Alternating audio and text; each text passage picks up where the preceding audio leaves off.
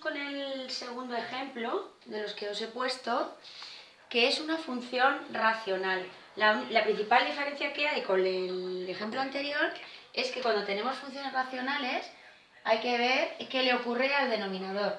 En este caso tendrá asíntotas verticales, ¿vale? Lo que pasa no es un ejercicio de asíntotas, pero las vamos a tener en cuenta. Vamos a tener en cuenta que el 1 y el menos 1 no están en el dominio. Serán todos los reales quitando el más y el menos 1, que son los puntos que hacen que este denominador sea 0. Luego, en cualquier operación que hagamos después, el más y menos 1 nunca se van a poder tomar como valor en la función, ¿de acuerdo? Porque no están en el dominio. Pasamos a hacer puntos singulares, igual que antes. Es lo mismo, lo que ocurre que ahora la derivada es un denominador, es un cociente, ¿vale? Hay un denominador. Entonces derivamos arriba por el de abajo sin derivar, menos el de arriba sin derivar por la derivada del de abajo. Dividimos por el denominador al cuadrado. Fórmula de cociente de una derivada. Esto es igual 2x al cubo menos 2x menos 2x al cubo. Dividido x cuadrado menos 1 al cuadrado. No os preocupéis en estos ejercicios por desarrollar el denominador, porque el objetivo va a ser igualar a 0 y se nos va a ir. ¿Correcto? Entonces aquí esto se nos va y queda que menos 2x partido x cuadrado menos 1 al cuadrado es igual a 0. Perdón, es igual a esto. Lo igualamos a 0, ¿vale? Y entonces quedará que esto es igual a 0 cuando 2x es igual a 0, ¿vale? Cuando el numerador es 0, menos 2x. Esto significa que ocurrirá cuando x sea 0. Luego, en el punto de abscisa 0 tenemos un punto singular. ¿Cuál es el punto completo? Pues si yo me voy aquí a la función, ¿vale? Nuestro punto singular es 0f de 0. ¿De acuerdo? Siempre en la abscisa y tenemos que obtener la segunda componente del punto. Esto es el 0, 0.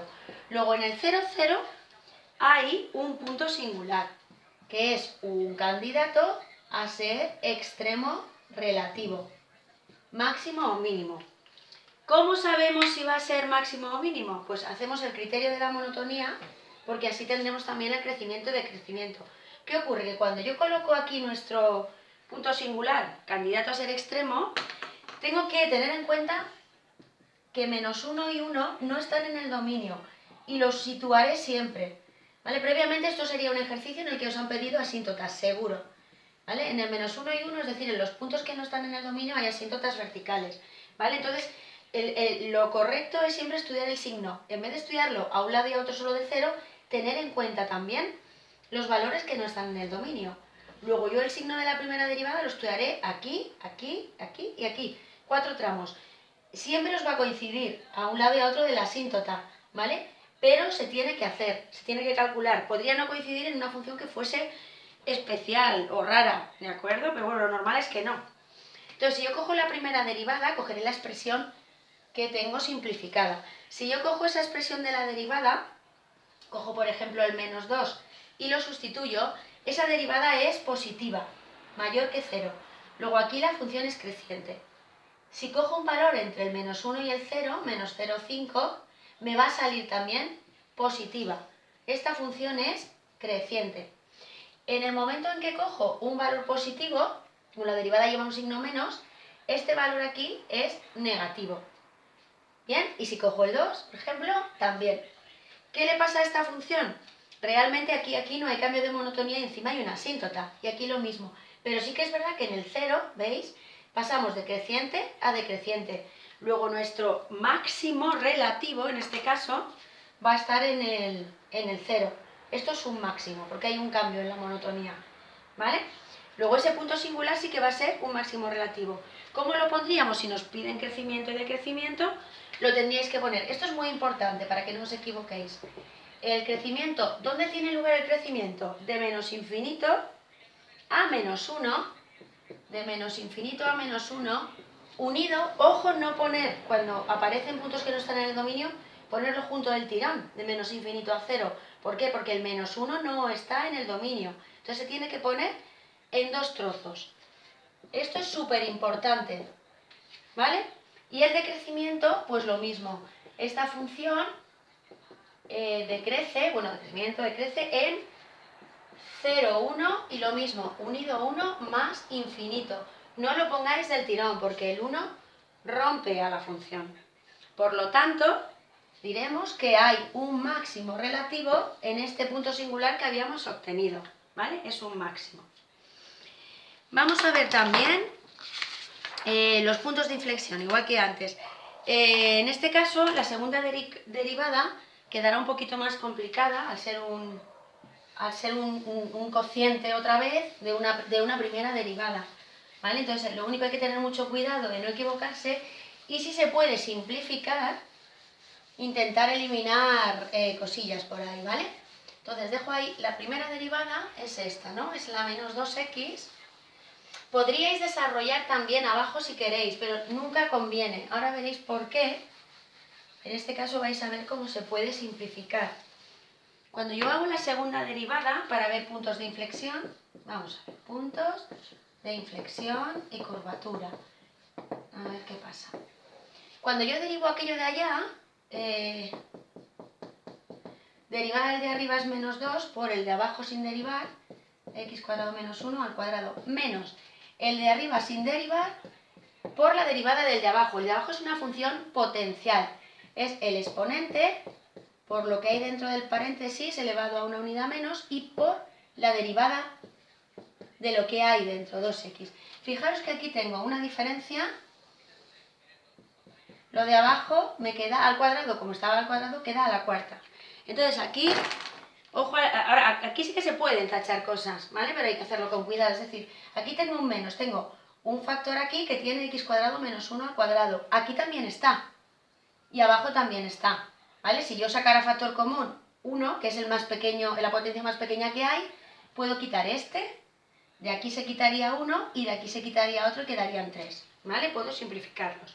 Con lo cual, esa segunda derivada queda un poco más sencilla y quedará menos 2x al cuadrado más 2, más 8x al cuadrado, si no me equivoco, sí.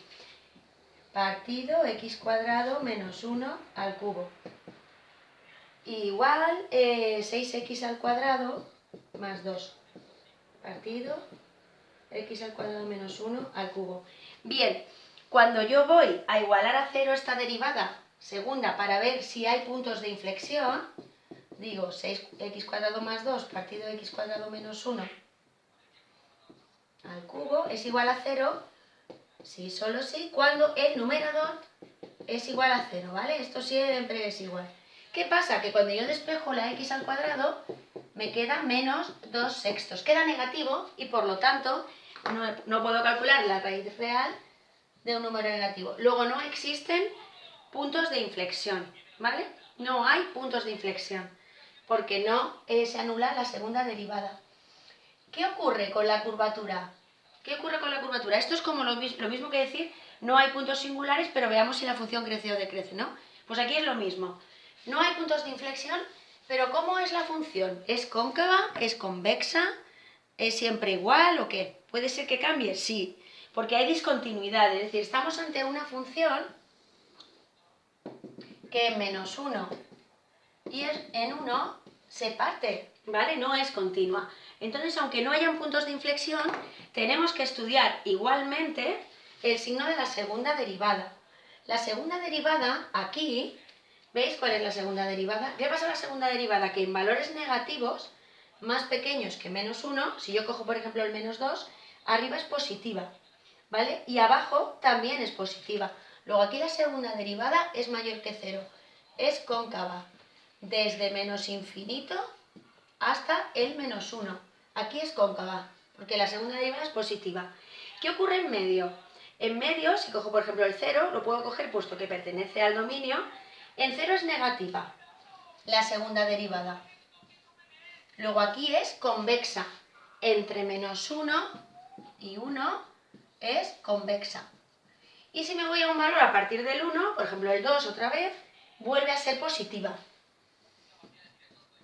Vuelve a ser cóncava ¿vale? Desde el 1 al más infinito. Es decir, aunque no hay puntos de inflexión, sí que hay cambios en la curvatura.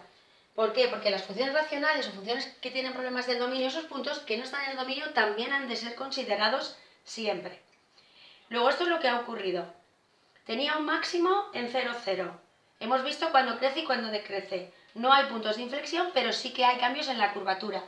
¿Cómo se representaría esta función? ¿De acuerdo? Aunque más adelante lo hagamos con más detalle. Pues fijaros, este tipo de funciones que tienen problemas en el dominio, son racionales, suelen tener más o menos las mismas características. Sobre todo una vez vistas las asíntotas, después es muy fácil dibujarlas, aunque penséis que ahora es muy complicado. Mirad, función que tendrá discontinuidades en -1 y 1. Bien, función que hemos visto que aquí tiene un máximo, ¿vale? Con lo cual esto ya hace así. Si hubiéramos hecho las asíntotas en un ejercicio completo de representación, hubiéramos visto que esto se va hacia abajo. Pero bueno, ya estamos viendo que aquí es convexa, con lo cual esta función se va hacia abajo, así. ¿Y qué le ocurre en la otra parte? Si hubiéramos visto las asíntotas horizontales, lo entenderíais mejor, lo hubierais dibujado vosotros, vamos, es mecánico. Pero esta función tiene esta rama así, que es cóncava, y esta también. Si hubiéramos hecho las asíntotas verticales, nos hubieran salido las ramitas aquí, eso ya lo hubierais visto claro, y hacia aquí las asíntotas horizontales nos saldría que el 0 tiene que es asíntota horizontal, ¿vale? Esta sería más o menos la representación tal y como quedaría de esta función racional, ¿de acuerdo? Para que lo vayáis intuyendo un poquito.